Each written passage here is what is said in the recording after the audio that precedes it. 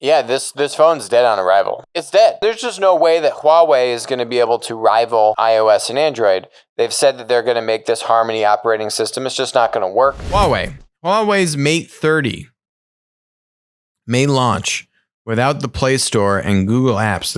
This is their newest phone. It's called Mate 30. The company is pushing ahead with the launch of its new Mate 30 smartphones, even though they won't come with Google's official Android operating system. And by extension, you don't get all the premium Google apps. So that's Maps, Search, YouTube, Gmail, Google Voice. I mean, the list goes on and on. Waze. The list goes on and on and on. No bueno for Huawei. And but they're going to launch this phone in Europe. The Mate 30 is slated for reveal on September 18th. But we don't know when it'll actually come out. The company announced its plans for its own operating system, Harmony, earlier this month, but many are unconvinced it'll be feasible to rival Android, yada, yada, yada. Okay. Yeah, this phone's dead on arrival. I mean, no one's buying this phone. Who's going to buy this phone outside of China? Okay. But in Western markets, I don't even know if they have much of a presence in the US with their phone business anyway. But in Europe, they had 200 smartphones. I mean, I think they still do have 200 Huawei smartphones in Europe. And that business is gone. It's straight up gone. And this phone in Europe, it's dead. I think this is more just marketing and buzz and PR and kind of posturing than it is them actually expecting to release this thing. I mean, they're going to announce it in a couple weeks, but it wouldn't make any sense for them to come out with this phone. And why is that? Let's unpack that. Because platforms only have two winners, one or two winners, never a third winner. No one wants to be the Windows phone. On exception, there can be some industries that are different. We've spoken about how you have essentially three winners in the video game console industry. Those are development platforms, right? Between Xbox, PlayStation, and Nintendo. And we've discussed why that is, with Nintendo really having very strong games of its own brand to help propel and make that console of interest to consumers.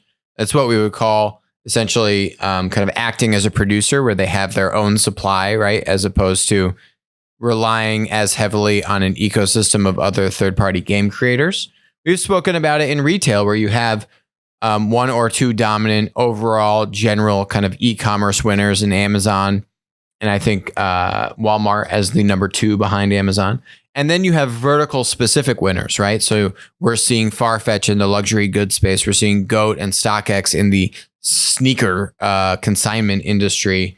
You're seeing a variety of kind of vertical specific businesses in the e-commerce marketplace sectors. But generally, this rule of only one or two winners, and there's just no way that Huawei is going to be able to rival iOS and Android. They've said that they're going to make this Harmony operating system. It's just not going to work because you're not going to be able to convince an ecosystem of third-party developers to build for Harmony. And you're not going to be able to play the chicken and egg game, right? How do I convince consumers to buy a phone with an operating system that doesn't have any third-party apps? And how do I convince developers to make apps for an operating system and a phone with no consumers? The answer is you don't. Even if you have the technology for the operating system, you won't be able to play the chicken and egg game and get to critical mass with consumers and producers.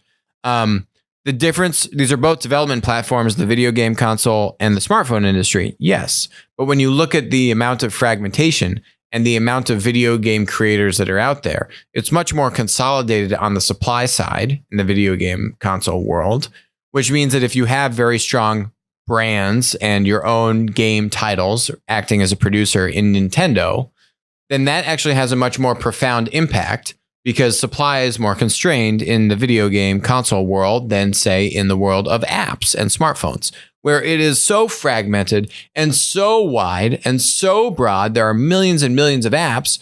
Huawei, you just can't buy enough companies of, if you went and bought all of the top apps on the App Store and you bought all those companies, A, you'd probably bankrupt yourself, and B, you're just not going to be able to do it.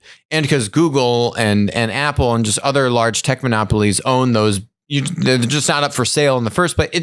You can't do it. You can't act as a producer in the smartphone business to try and get over that chicken and egg game. There isn't a strategy I see that lets you overcome this really kind of death blow, at least a Huawei smartphone business that's come from the Trump administration. Hi, this is Alex Mozed. Thanks for joining us on Winner Take All.